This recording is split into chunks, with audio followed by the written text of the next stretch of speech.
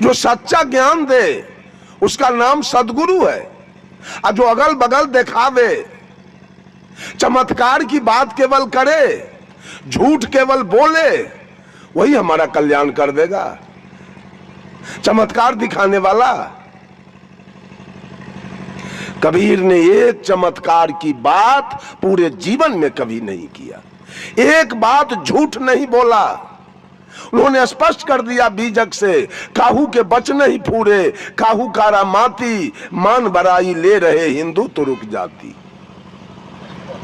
बात बोते आसमान की मुद्दत नियारानी, बहुत खुदी दिल राखते बूढ़े बिन पानी। कहे कबीर का सो कहूं सब जग अंधा, सांचे से भागी फिरे झूठे के बंदा। एक महात्मा जी ट्रेन से कहीं यात्रा कर रहे थे, जा रहे थे, टिकट नहीं लिया महात्मा जी, बीच में टीटी आ गया। टीटी कहा महात्मा जी से टिकट दीजिए, कहा हमारे पास तो टिकट नहीं है, तो जुर्माना दीजिए। कहा देखते नहीं हो हम साधु हैं, कहा आपके जैसा साधु हम बहुत देखे हैं, लाइए।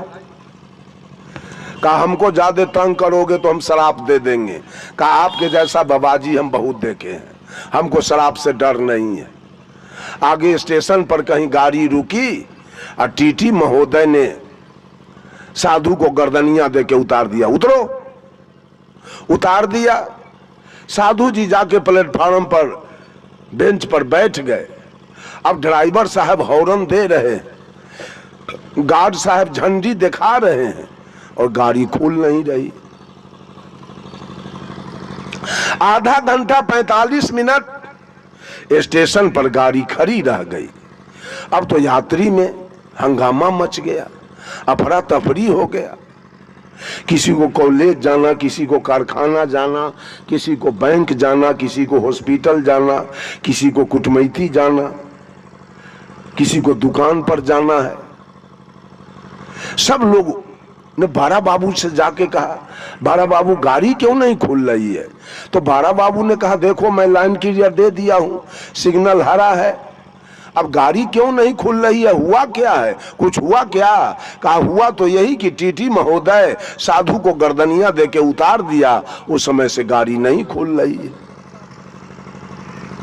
तो बारा बाबू ने टीटी से कहा कि आप जाके बाबा से माफी मांग लीजिए कि गाड़ी खुल जाए। टीटी ने कहा ऐसा नहीं होगा, मैं नहीं माफी मांगूंगा। तो बारा बाबू ने कहा माफी नहीं मांगिएगा, गाड़ी नहीं खुलेगी तो जनता से मार खाना पड़ेगा, आपको मारेगा आपको।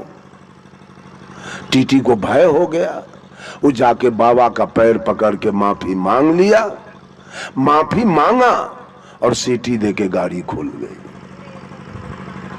जब गाड़ी खुल गई, अब तो बाबा के गरिमा महिमा की क्या सवाल है, कहना है।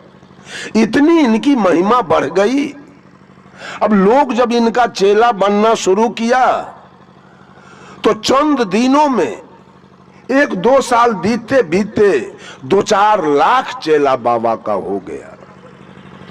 5 वर्ष के बाद जब बाबा मरने लगे, अंतिम सांस पर आ गए, तो जिसको उत्तराधिकारी महंत इन्होंने बनाया, वो कहा बाबा अब तो आप जा रहे हैं, मठ हमको सौंप दिए, जमीन, गाय भैंस, चेला चटिया, महल मकान, ग्रंथ सब हमको दे दिए, मंत्र ले जाके क्या कीजिएगा, वो भी तो दे दीजिए। कहा कौन मंत्र लोगे? कहा जिस मंत्र से गाड़ी रुक गई थी वो मंत्र दे दीजिए। बाबा ने कहा बेटा मंत्र से गाड़ी नहीं रुकती है, मैंने 5000 रुपया ड्राइवर को घूस दिया था, 5000 रुपया गार्ड को घूस दिया था, 5000 रुपया टीटी को मैंने घूस दिया था, तीनों मिलके 45 मिनट ट्रेन को रोक दो कि मेरा गुरु धंधा रफ्तार पकड़ ले। रोक दिया तीनों मिलकर। अब तो गुरुओं धंधा हमारा इतना रफ्तार में है कि अब 15,000 घूस में गया और लाख के लाख विदाई आ रहा है। अब क्या चाहिए?